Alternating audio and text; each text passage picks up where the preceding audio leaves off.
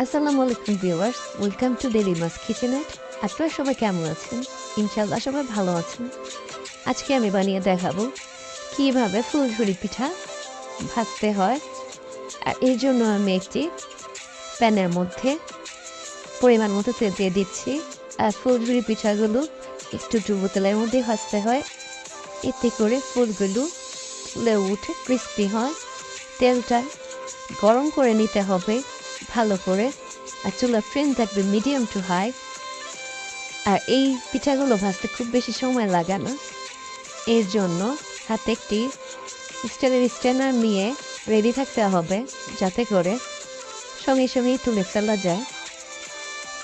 আমি 3টি পিঠা দিয়ে দিচ্ছি। এখন আমি একটি রান্নার চামচের সাহায্যে পিঠাগুলো একটু চেপে চেপে দিচ্ছি তেলের মাঝে, যাতে সবগুলো সাইডে সুন্দরভাবে হয়ে যায়। আর এই পিঠাগুলো সন্ধ্যা নাস্তা হিসেবে খেতে খুবই ভালো লাগে। আর এই পিঠাগুলো আপনারা ভাজার পরে যদি একটু মিষ্টি মিষ্টি খেতে চান, তাহলে উপরে একটু চিনি ছড়িয়ে দিলেই আরও মজা লাগে। যাদের ডায়াবেটিক্সের সমস্যা আছে তারা এভাবেই খেতে পারেন। হয়ে গিয়েছে, আমি একটু তুলে নিব।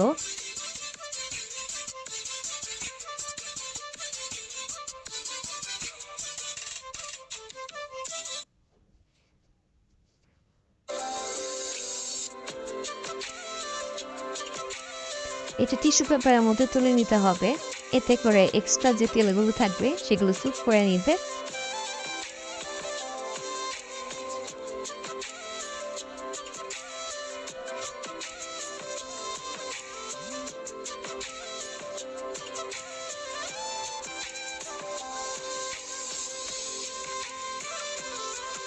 হয়ে গেল।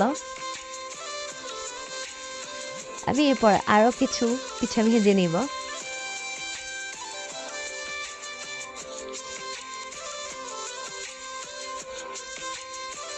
ভিডিওটি কেমন লাগলো আমাকে কমেন্টস করে জানাবেন।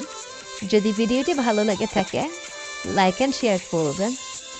সবাই ভালো থাকুন, সুস্থ থাকুন, ডিএইমাস কিচেনের সঙ্গে থাকুন। পরবর্তী ভিডিও দেখার জন্য আমন্ত্রণ রইল। আল্লাহ হাফিজ।